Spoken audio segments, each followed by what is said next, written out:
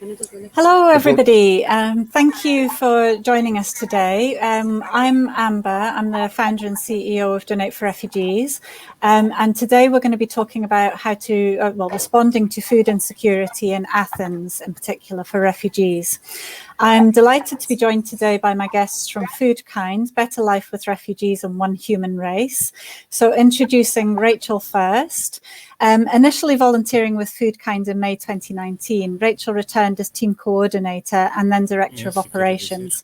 Now living in Athens, Rachel identifies new opportunities for growth and feeding even more people in need, predominantly in the Malakasa refugee camp. Simon and Lulu are from Better Life with Refugees, and since May 2020, BLWR have been focused on clothing, diapers and food distributions and transport in Athens. They're passionate about creating long-lasting change and have recently taken the first steps towards growing food themselves. And our final guest is Rando from One Human Race. Since starting helping refugees in 2015, Rando today focuses on two main projects in housing and hygiene. Over time, he's seen immense change in the refugee situation, the support given and local feelings towards refugees. So I'd like to welcome all of my guests here today for being with us. Hi, everyone. Thank you. And also for everybody watching at home, thank you for joining us today. If you would like to ask any questions, please do so in the chat and I should be able to see them and deal with them throughout the discussion. If you want to just say hi to our guests, then please do so and give them encouragement and support. So I'm going to start with our first question, which is, can you please describe the situation for refugees today in Athens and the surrounding areas? And I'll start with you, Rachel, if that's okay. Sure. Hi, everyone. So I'll leave the discussion of Athens to the pros below. But in terms of the surrounding area, foodKIND works mostly in Malakasa camp, which is about 40 minutes north of Athens. I suppose the biggest change this year is the changes to the cash card system in July, where anyone not in official housing had their cash assistance stopped. That resulted in a massive influx of arrivals at Malakasa. There's currently, both camps are at near full capacity. There's 1,800 in Malakasa 1 and 750 in Malakasa 2. There's still families sleeping in tents, and 1/5 of the camp population are ineligible for food support. So that's a real problem. There's about 500 people. Most of them are recognised refugees, but there's also people on second rejection, undocumented cases.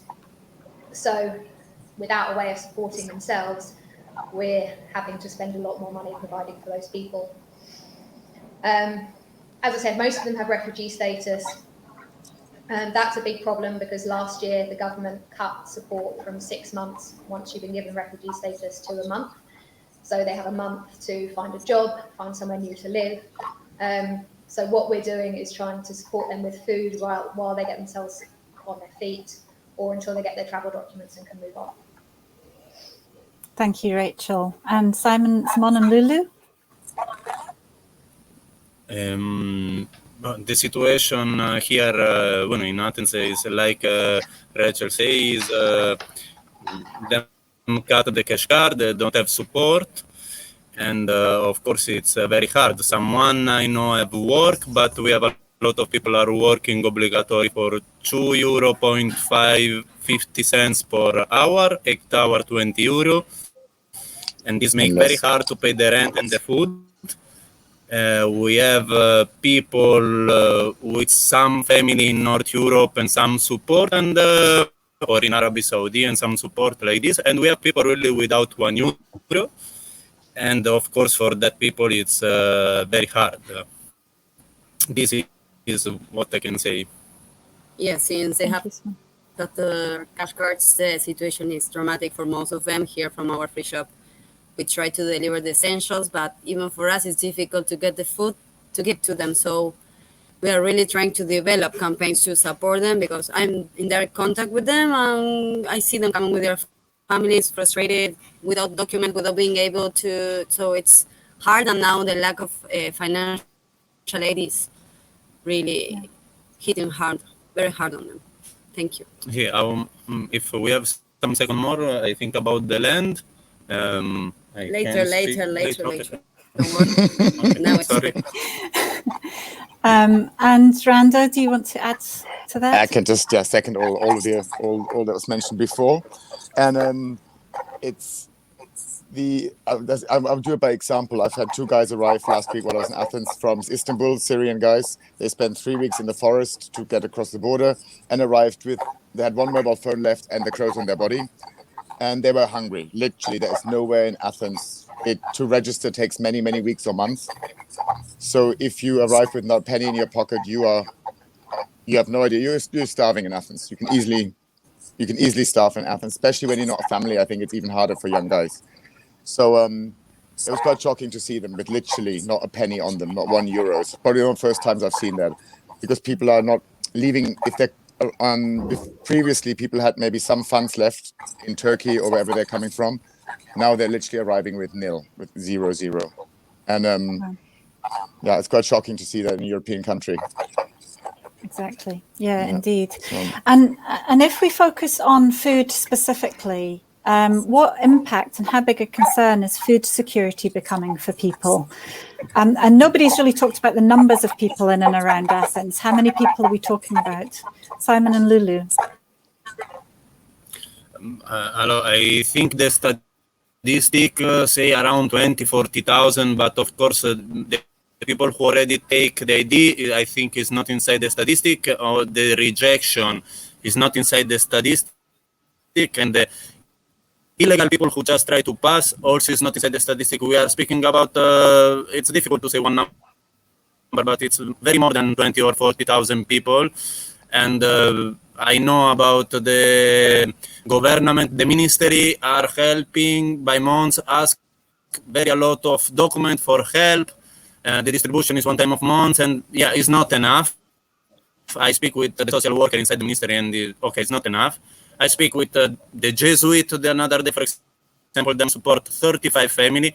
I mean, it's a lot of more family than the food we have in Athens.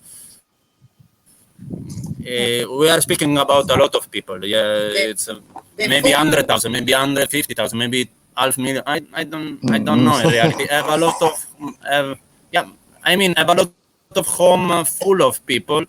a lot of home full of people. I think the highest estimate was without it's not registering this. Yeah, about 80,000 seems to be the common denominator. Is about 80,000 people who fit all these, who are not documented, who are documented, rejected, and asylum seekers altogether. About 80,000 seems to be a reasonable amount, okay. which makes sense. It was 2025, and it's already 4 times more of the official number. So the official number means nothing. The official number means nothing. You know what I mean? Yeah, but you're adding them all together, which you never get by official numbers. They'll never give you that. And so what does that mean for the food for them? Staying with Lulu, what does that mean for the food? That there are not enough resources already in Athens, or even people willing to, it's some associations, of course, we're all trying to help, but there is not enough human force and practical material resources. So it's really hard. So we're overwhelmed. Yeah. And Rando, do you want to add to that? I have to admit, I'm not on the ground all the time like Rachel and Simon and Lulu. So it's a bit different. I can't help on the same scale, and so I have to limit myself, and I've learned to block out, because I can't do there's limits on what I can do. So I can't really comment so much on the distribution side of food. And Rachel, from your experience with foodKIND? I mean, it's clear from the coordination groups that we have for Athens that everyone just has such long waiting lists. And if you're thinking of 80,000 people and a handful of NGOs, it's not possible for us to support all of them. But I think what's important to understand is that it's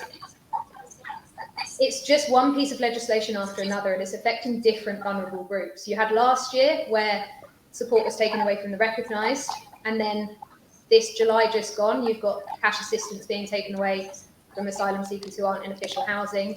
And then in October, again, we've got the cash assistance moving from UNHCR to the ministry. And I'm not here to say that that's not going to go smoothly, but I think we should all absolutely be prepared for the fact that it won't. We're trying to pull our resources and save what we can now, because if there is a gap, that gap is going to affect every single asylum seeker in this country. And Rachel, it's not an if, it's when. I know we're not meant to be political, but we're told not to be political, but it's looking at the past track record in the last 6 years. It's a when, not if, that gap will occur. It's a potential, that's all I can say. So what I'm hearing from you all is that, and Sally's asked if it's confirmation, is that 80,000 people essentially are felt in the Athens and around area, 80,000 people who are in need of help, or is that across all of Greece? No, that's Athens. That's just Athens Attica. and surrounds. Let's say Attica, Attica region, I would say. So there's 80,000 people who are essentially not being given government support, who are essentially penniless, destitute, hungry in some way, who need to be fed by grassroots groups. Minus a few thousand people in the camps who have gotten, or in the official housing, who have got the cash card, which is probably, we're talking, if it's a quarter of all these people, it's a lot. And what does someone feel, anyone can answer this, in terms of the groups that are providing food, not just yourselves, but everyone in Athens? We're obviously not feeding 80,000 people between grassroots groups. So this must be having a knock-on effect in terms of people's health, in terms of literally starvation and issues, and all sorts of follow-up issues from that. May I give an example? What are people doing? There was a TV documentary on German TV about two little Afghan boys, I think 9-10 years old, living with their families, recognized refugees families in Athens, and they were collecting plastic bottles. They got a bike between the two of them, and I think they were 12 years old or 11, that kind of thing, and they're going from morning 8 till evening 8, collecting plastic bottles to end up with €3 at the end, 3-4 euros at the end of the day. And that is one of them. That's the main income for the family. So this is like kids collecting plastic bottles. We're talking third world. I hate the word third world. We're talking developing world. Some standards we would not imagine. This is something you expect to see in Mumbai or in Lagos, not in Athens. Yeah, very much so. Yeah. Just to turn to the people who've joined us today. So hello from Sally, Ruhi, Deirdre, Aziz Khan, Ami, Mark. So there's a few joined, but I can't see any questions right now. So moving on to the next one, and if Rando, you could go first, please. Can you talk about what you and One Human Race are doing to sort of tackle the food challenge? Yeah, it's I indirectly tackle the food challenge. My long term, my plan for last year or so, I've been focusing on trying to find work opportunities, connect the guys who are living in a housing project and others as well, I know, to find work opportunities. So that's kind of, I'm elaborating on that as much as I can now. I'm going over to one of the islands, Powers, next month to connect with businesses there. And then for next summer to basically connect refugees with restaurants, businesses on the island, so we can send more people over to the island. I think trying to provide long-term solutions or work opportunities is, in my case, the most I can help.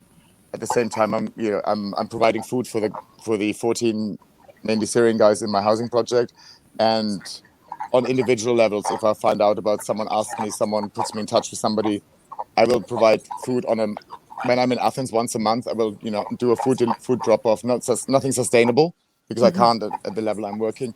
But I think for me, the best way I can help is to try to connect them with work opportunities. Yeah. And that's kind of where I'm focusing on now. Amazing. Thank you. And Rachel, from foodKIND's point of view. Yeah, so we specialise in food. That's just what we do. So we currently cook food for about 500 people a day in both camps in Malakata. We also support the recognised population of both camps with weekly dry food packs, also some second rejection cases and undocumented. We support a little bit in Athens where we can with spare resources. So we support 20 vulnerable families, which we've been doing since the start of the year through an organisation called Hope Cafe. We also focus a lot on new mums. So we advocate breastfeeding, and we give all of the mums in Malakasa, Enofita, and 30 new mums in Athens protein-rich food packs once a week, so that hopefully they can produce the breast milk that they need to raise healthy babies. But we do the best we can with the resources that we have, and we try and get food to as many people as possible. It's never enough. You never feel like you're doing enough, but we do it. Of course. I understand that feeling. And Mary has asked, just following up on that point, I worry about people, actually I can show it in the chat. I worry about people, especially kids, pregnant women and women who are breastfeeding, being anemic and undernourished and in lack of vitamins. I guess the huge needs cannot be fulfilled and will have awful consequences. So do you see those kind of health risks or problems or challenges with some of the more vulnerable people that you help? Yeah, I mean, it's difficult because, we know that the ration packs that they're provided with are not nutrient sufficient, and that if that's all they've got, then they will become nutrient deficient in about 2 weeks.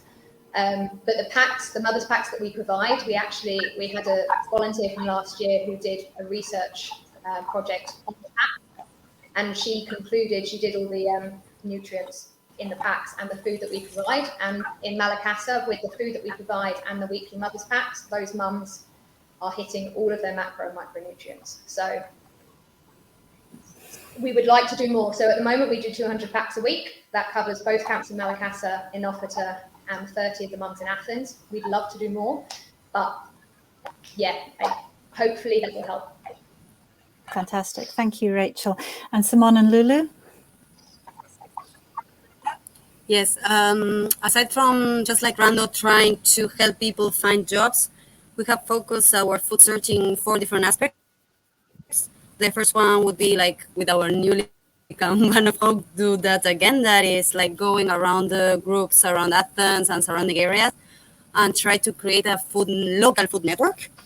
But apart from that, we're doing like trying to create networks of international cooperation, both in terms of trying to get companies to send us surpluses and do local gatherings of food fundraisers, the money and to be bought here and also support the local economy. And the fourth way that we are envisioning our network of food and how to support them with food has to connect the people with the workplace, with one woman who found job to people, and near here to the free shop. We try to bring their people. I hope someone also. We have the idea to buy land. Will be very nice to have land and to start to produce food.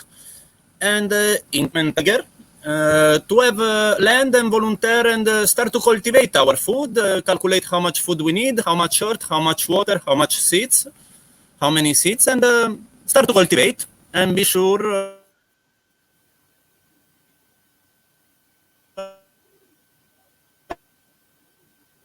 we can cultivate every year. This come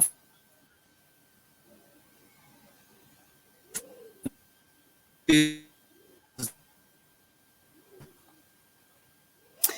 think we've lost the food quality, the sound quality, food quality from Simon and Lulu.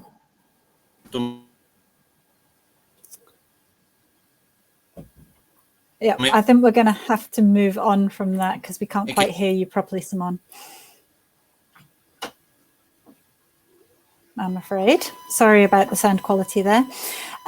Rachel, I don't know if you want to answer this, but Hannah has asked about the cooperation between groups. Do you know much about that? I know I would have asked Simon and Lulu, but do you know much about that and the cooperation between grassroots organisations providing food in Athens?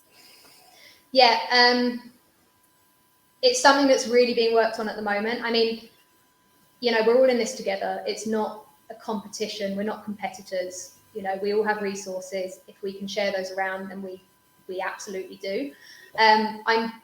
Simon and Lulu would know more, but I know at the moment there are talks in Athens about having a central distribution list and a central warehouse and someone coordinating what is needed where, making sure that we're not, so you haven't got one family who's going to all of the NGOs and getting all of the resources, that everything's distributed fairly and timely. So yeah, they would know more about that, but I know that is something that is being discussed. Yeah, that's great. Rando, we can't hear you, I'm afraid.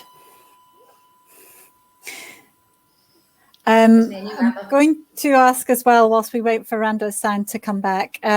Says Tarek has added that I don't think people are waiting for food. There's a lot of things more important, diapers, milk, baby food, and the most important is to help refugees find a way of finding jobs and learning language, at least English. Do you have any thoughts on that? Me or Rando? I'm afraid we've still lost Rando's sound, so whilst he's mute, then you please. Yeah, there are additional needs. We focus, foodKIND's in the name, but we focus on food. But there's huge need because milk and diapers are so expensive, you know, and we encourage breastfeeding, but it's not always possible, especially when you're stressed and you're malnourished, and sometimes you need that supplementary support. Mm-hmm. They are the really expensive things, and I know there's a lot of organisations in Athens trying to help with that. We focus on food, and yes, absolutely, we need more organisations focused on integration. There are a lot of organisations who do deal with language skills, so I don't know whether he wants to get in touch with me afterwards, and maybe I can put him in touch with someone who can help him with that. But yeah, integration is so important because, you know, to build futures, these people need opportunities, and that's what's sorely lacking. Yeah, absolutely. Everyone's back. Can we all back? Yes, with sound, Rando. I've just I don't know what Rachel just said, but when I saw Tarek's comment, it's he's absolutely right that jobs, but there is I know Tarek as well, so I know he's done really well. He set up his own business, and there are people who are able to do this, but there are single mothers, there are young guys who just haven't got the opportunity or not the capabilities, the ability to be as self-sufficient as others. So you have to look for the most vulnerable, and so there's a need for all of everything Tarek mentioned, as well as, you know, the basic food aid. And one thing I have to disagree with him on is it's not English. People have to learn Greek. That's one thing. It's Greece. If you're living in Greece and working in Greece, you have to learn Greek. You know what I mean? That seems to be one of the hardest things to convince people. But that's for another day. That's for another day. Yeah, we'll be back on that topic. Yeah. Now, Simon, if you're back, do you want to continue what you were saying? Because unfortunately, you broke up quite badly about what you were saying about the land and growing your own food. Yes. Just will be very nice to have land in the name of the organization, to buy a property for the organization, and to be sure we can cultivate and we can bring food every year.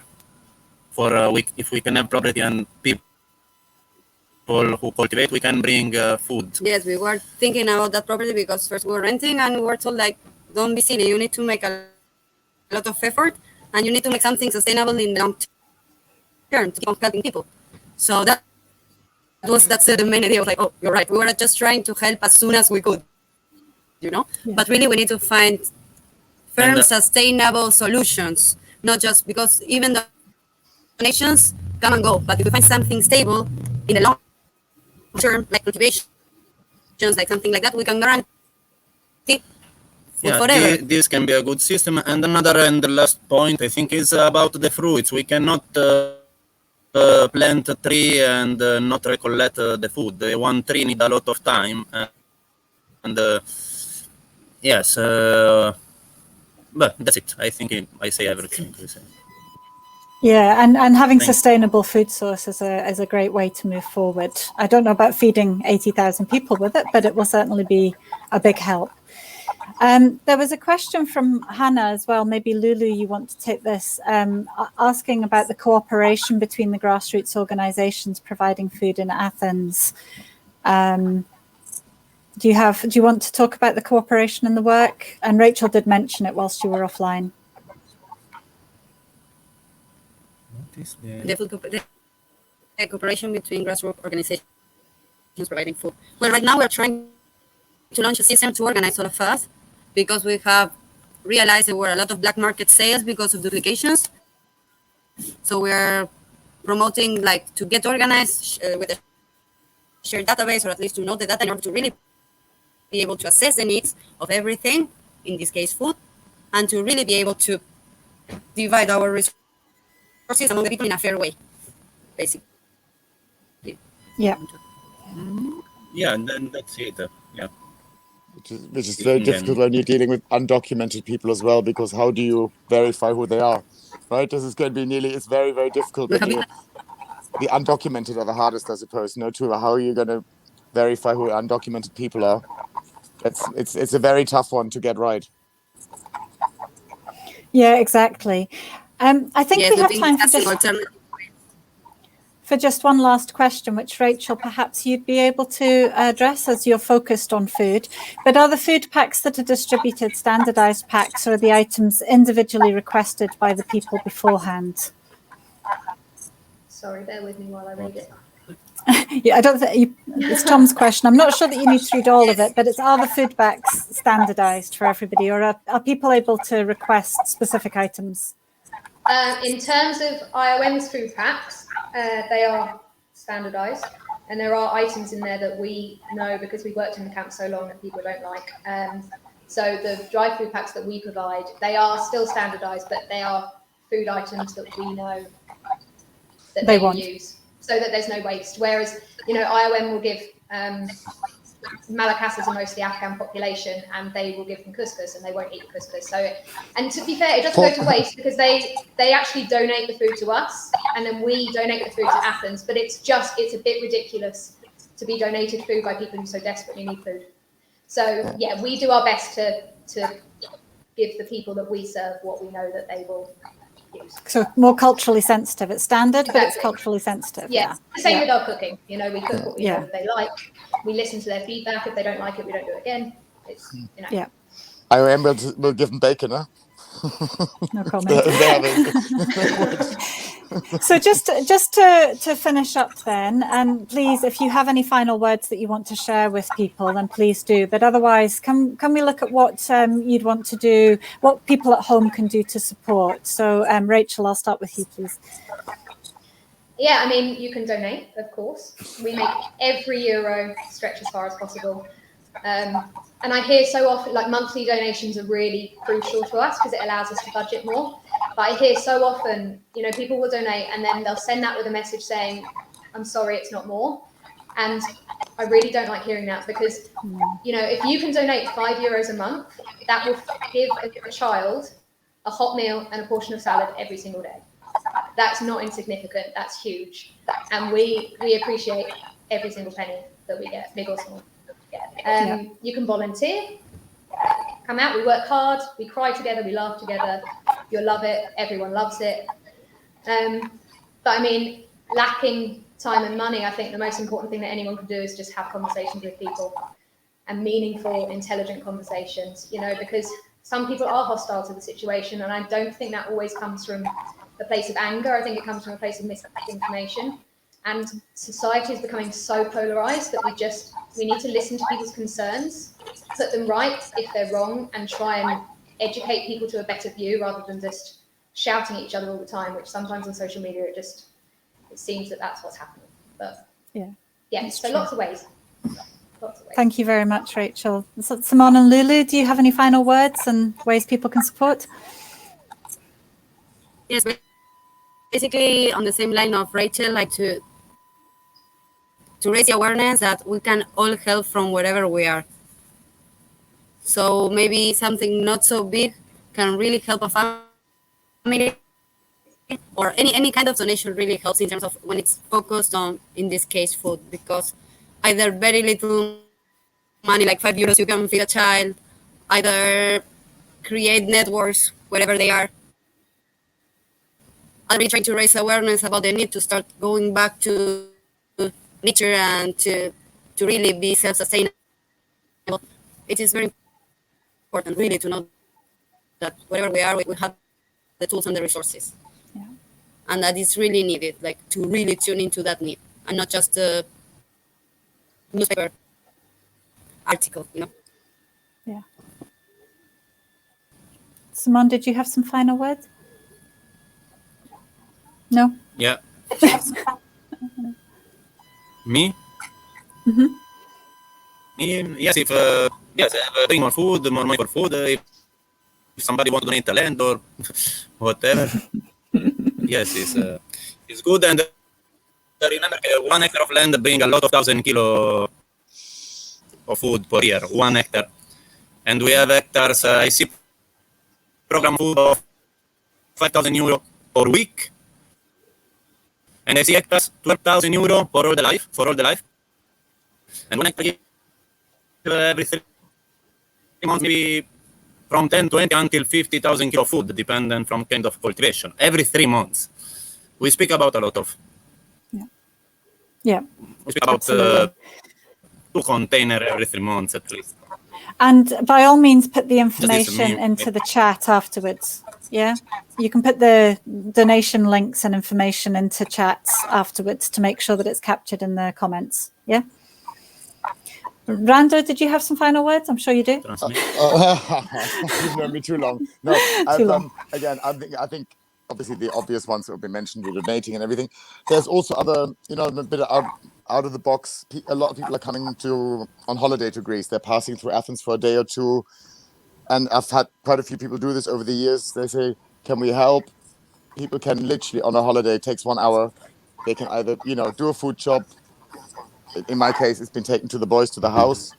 So there's, if you come to Greece or think out of the box a little bit, you can do lots of things. If you don't want to donate cash, you can do that, for example. Or you can people need all European countries, there is a need of food for certain parts of the population. So you can also help at home, obviously. But definitely holiday makers to Greece. Spend half a day of your holiday on getting involved. Getting involved. Yeah. And understanding what's going on. Yeah, absolutely. Thank you so much to Rachel, Simon and Lulu and Rando for joining us today, and for many, many, many people at home who also joined us, and for all your comments and questions. This is a really important topic and it's not going away. So yeah, we will need continued help, continued support, continued volunteers, continued donations for all of these wonderful groups that are doing everything that they can to help people. So thank you very much to all of my guests today, and thank you everybody for joining at home. Until next time. Take care. Thank you. Thanks. Thank you to you, Amber. Thank you. Thank you.